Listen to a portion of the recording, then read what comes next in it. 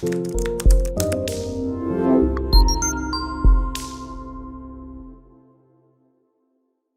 is Valerie Van Boeven with the Senior Care Industry Netcast, where leaders with 3 or more years in the senior care industry share their advice. It's 6 questions in 9 minutes, so let's get to it. In a few sentences, tell us who you are and what you do. Hi, my name is Dale Kelm. I'm owner of 2 assisted livings and 1 residential care apartment complex in extreme northern Wisconsin. When I say extreme, I can look out and see Lake Superior out of my window. I'm the father of 2 teen children. I've been in this business in some way, shape, or form since 1991, so it's about 29 years. Love it up here up north. Social distancing is easy because there aren't any people and there's lots of trees. That's good. You're in a very safe place. We're all going to move your direction next. Please don't. Please don't. Especially this winter when you have, 13 feet of snow, then there'll be definitely nobody there. So, it really precludes that, yeah. So tell us the names of your facilities or communities. Sure. In Ashland, Wisconsin, I have Birch Haven Senior Living, which is 54 total beds assisted living. In Minocqua, Wisconsin, I've got Lakeshore Assisted Living, and that consists of 21 RCAC beds and about 40 assisted living beds on 3 different campuses. And up in Washburn, Wisconsin, I've got a 13-bed residential care apartment complex, just Birch Haven North. Very nice. Everybody knows sort of what to look for if they see this video, or if you share it, they'll know which ones you're talking about. Cool. All right. What is the best thing about serving aging adults? There's honestly a ton. And when I looked at that question, it's really just the people that we serve. I look at, our current situations, and when I talk with my kids, they say, "Oh my goodness, Dad, the world is so crazy right now." I say, look at our residents, and they've lived through the Depression, World War, pandemics, riots, several other wars, even disco. They made it through that, and they came out trucking. They came out strong, and resiliency is really a factor in our residents, and it's something I think we can take from them. They still have a lot to teach us about that.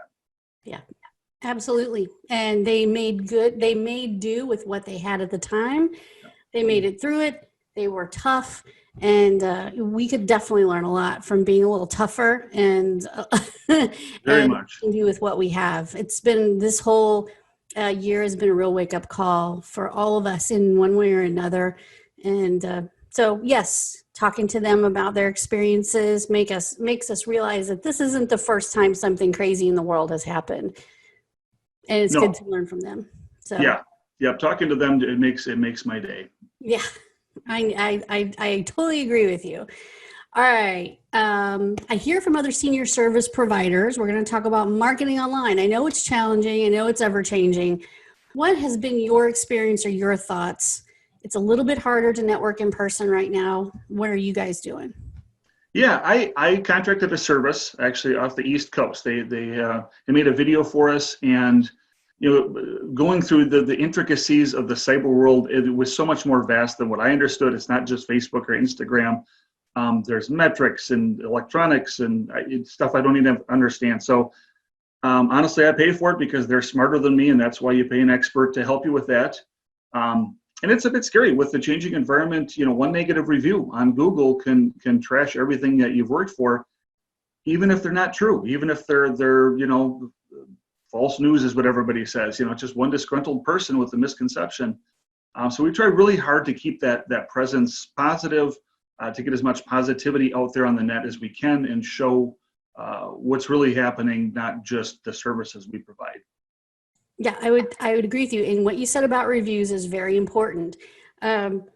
We have a different, senior care is a bit of a different animal. I know that anybody can leave a bad review for anyone, anytime.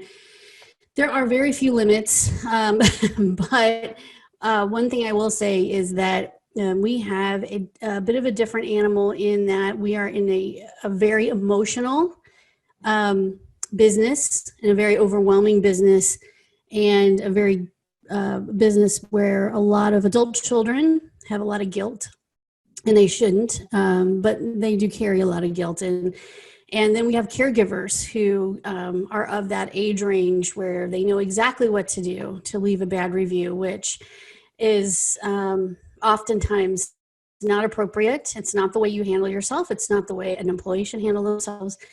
You see that happening, and that can happen with any employee anywhere, I suppose. But you're right. It's always important, I think, for consumers to understand that when you see a negative review about any senior service, you really need to ask questions first before you make a snap decision. And I also tell our providers, when you get a bad review and you know there's a lot more to this story, answer that review, hit a reply and give the best response you can with as many facts as you can without, of course, any personal details, and let the reader know that you went through every single process you have in place to help correct the situation, and it still you weren't able to make that person happy perhaps, or whatever it was. But sleep on it. Don't do a knee-jerk reaction on the review, sleep on it. But certainly I think we are now getting to the point where people can read through between the lines and understand a little bit better that sometimes when there's a really weird review out there, it's probably somebody who's just really angry in a moment and probably should have never done that. So anyway, so thank you for bringing that up, because that's a really important part of online marketing, and I'm glad you said something about that. It sounds like your online provider has done a good job of helping you guys with your online marketing, and that's awesome. Yes, a lot of education for me, because I'm old. I'm not a boomer, although my kids call me that. But I'm darn close. So I think we're Gen Xers, we're right? Gen Xers, yes. I try to explain the difference to my children. Yeah, we're the latchkey kids of the 90s, so we totally, we're not boomers, but we're close. Okay, on to more wisdom. All right, I would imagine in your career span and your life, the people or organizations that have made a difference to you, that have been a mentor or an inspiration, or someone you just think, gosh, they do a really good job in this community. Is there anybody you'd like to give a shout out to? Certainly. Back when I was nursing in an assisted living, my administrator, Debbie Schwagels, who's now retired, just taught me that striving for excellence, it's always about your residents and doing the most excellent job you can with what you have. Yeah. Jim and Kathy Bircham brought me into the administrative world when they owned Birch Haven, which I ended up purchasing from them. They own multiple facilities in Minnesota, and again, really brought me back to that consistency, quality, looking at systems for places and doing things as consistently as possible. And right now I belong to the Wisconsin Healthcare Organization, and YCAL, which is the assisted living arm. Wonderful organization in Wisconsin. They do so much, we can do so much together that we can't do alone, as far as advocacy and just standing up for our industry. When we don't have a lot of money, you got to have a lot, you got to be the needle on somebody's side sometimes, and that's what these organizations can do. So.